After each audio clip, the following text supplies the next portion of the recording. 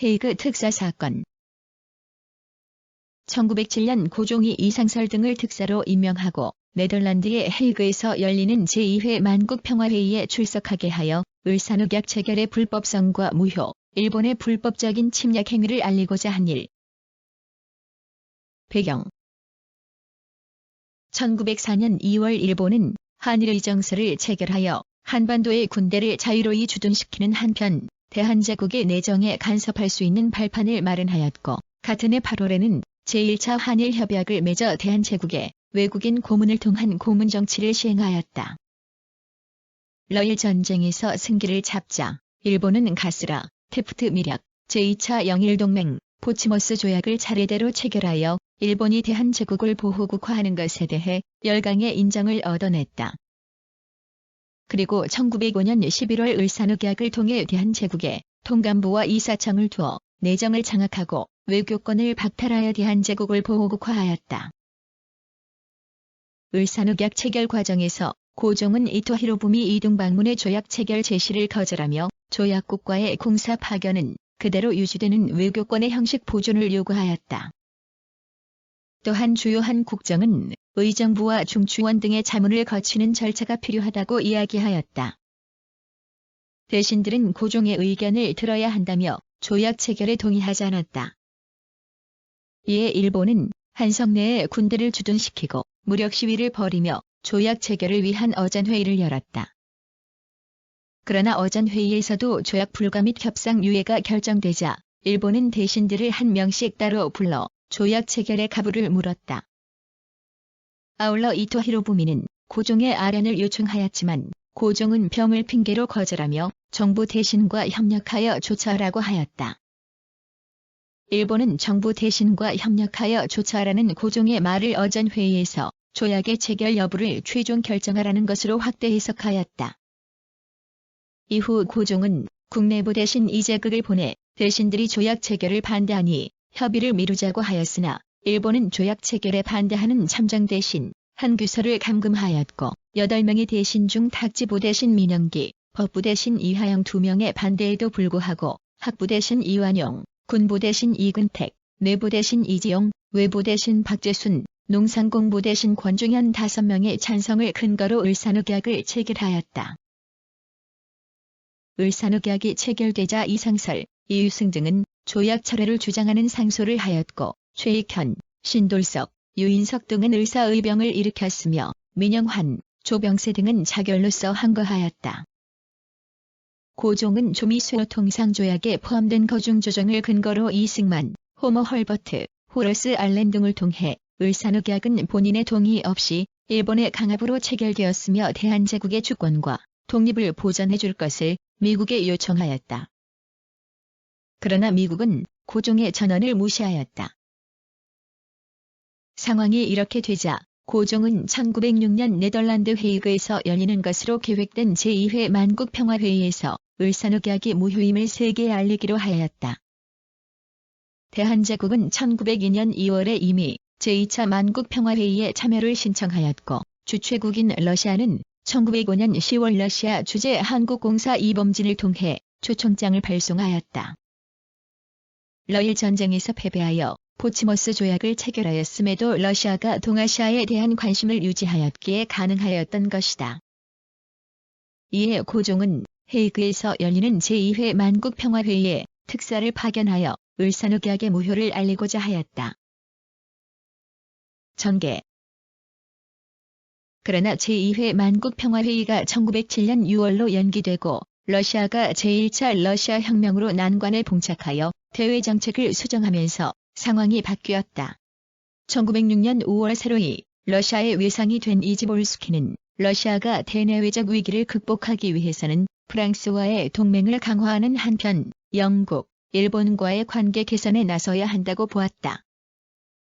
이에 러시아와 일본은 1907년 7일 제1차 러일 협약을 체결하여 외몽고와 북만주, 한반도와 남만주를 각자의 세력권에 포함시키기로 하였다. 그리고 이 과정에서 러시아는 제2차 만국평화회의의 의장이자 러시아의 대표였던 넬리도프에게 대한 제국과 접견하지 말 것을 지시하였다. 1907년 4월 고종은 전 의정부 참천 이상설, 전 평의원 검사 이준, 러시아 주재 한국공사관 참석한 이휘종을 특사로 임명하여 친서와 신임장을 지니고 헤이그에서 열리는 제2회 만국평화회의에 참석하게 하였다. 아울러 고종은 특사단에게 만국평화회의 종료 후 유럽의 국가들을 방문하여 일제의 침략 행위를 알리고 지원을 요청할 것과 대한제국의 주권 수호를 위하여 해외에 거주하는 한인들을 규합할 것을 지시하였다. 고종의 친서를 받은 이준은 1907년 4월 부산으로 이동하여 바다를 건너 블라디보스토크에 도착하였다. 5월 이준은 서전서숙에 있던 이상설에게 연락하여 블라디보스토크에서 만나 시베리아 열차를 이용하여 6월에 상트페테르부르크에 도착하였다. 상트페테르부르크에 도착한 이상설과 이준은 그곳에 있던 러시아 주재 한국공사 이범진의 아들 이휘종과 합류하였다. 특사단은 도움을 요청하는 고종의 친서를 가지고 러시아의 황제 니콜라이 2세를 만나고자 하였지만 실패하였다. 러시아의 대외 정책이 바뀌었기 때문이었다. 결국 특사단은 상트페테르부르크를 떠나 베를린을 거쳐 1907년 6월 25일 제2회 만국평화회의가 열리는 헤이그에 도착하였다. 한편 고종은 헐버트도 헤이그에 파견하였는데 그는 고종의 친서를 가지고 일본을 경유하여 블라디보스토크에 도착한 뒤 상트페테르부르크를 거쳐 독일, 프랑스, 스위스 등을 방문하여 언론을 통해 대한제국의 상황과 헤이그 특사단의 활동을 알렸다. 특사단은 헤이그의 융호텔을 숙소로 쓰면서 외부에 태극기를 개양하여 대한제국의 대표임을 내세웠다. 또한 헤이그에 도착하자마자 만국평화회의 제1분과위원회로 가 고종의 친서를 전달하였고 27일과 7월 1일에 만국평화회의 의장 넬리도프와 네덜란드 외상에게 접견을 요청하였으나 거부되었다. 아울러 6월 27일 특사단은 프랑스어로 된 공고사를 넬리도프 의장과 각국 대표, 외신 기자에게 전달하였으며 본회의장 앞에서 대한제국의 상황을 알리고 만국평화회의 참석을 요구하는 인터뷰를 하였다. 7월 9일에는 영국 출신의 언론인 스테드의 주선으로 각국 신문기자단의 국제협회에 참석하여 러시아어, 프랑스어, 영어 등 외국어에 능통한 이휘종이 대한제국의 상황, 만국평화회의 참석 요구 등으로 구성된 한국을 위한 호소를 연설하였다. 특사단의 연설은 외신 기자들의 공감을 샀고 일본의 불법적인 침략 행위가 여러 외국 신문에 보도되었다. 결과와 영향. 이와 같은 특사단의 분투에도 불구하고 대한제국의 만국평화회의 참석은 끝내 거부되었다. 7월 14일 특사단의 한 명인 이준은 헤이그에서 순국하여 그곳에 묻혔다. 이상설, 이휘종, 헐버트는 대한제국으로 가지 않고 유럽을 돌며 일본의 침략 행위를 알렸다. 일본이 장악한 대한제국에서는 7월 20일 특사단의 처벌을 명하는 조령이 내려져 8월 8일 특사단의 대표 이상설을 교수형, 이준과 이휘종을 종신형에 처하는 것이 결정되었다. 때문에 이상설과 이휘종은 대한제국으로 가지 못하게 되어 이상설은 해외에서 독립운동을 벌였고 이휘종은 러시아에서 활동하게 되었다. 한편 일본은 고종의 헤이그 특사 파견을 빌미로 대한제국을 직접 지배하고자 하였다.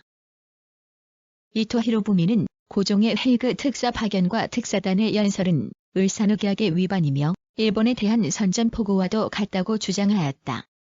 7월 16일 대한제국 내각은 이완용과 송병준의 주도로 을사늑약의 문서에 옥사를 찍을 것, 고종이 직접 일본의 가천왕에게 사과할 것 등을 고종에게 요구하였으나 거절되었다. 7월 18일 일본의 외무대신 하야시 타다스 임동이 고종을 아련하여 양멸 것을 압박하였고 그가 돌아간 뒤 이완용, 송병준 등은 입궐하여 밤새도록 고종에게 양위를 요구하였다. 결국 7월 19일 새벽에 고종은 황태자가 자신을 대리하게 하라는 조칙을 내렸으나 일본은 이를 왜곡하여 고종이 양위를 결정하였다고 알리고 7월 20일 양위식을 진행시켰다.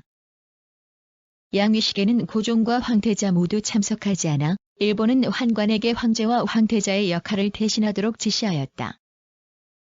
또한 일본은 고종의 양위와 함께 대한제국을 직접 지배하기 위한 한일신 협약의 체결을 추진하였다.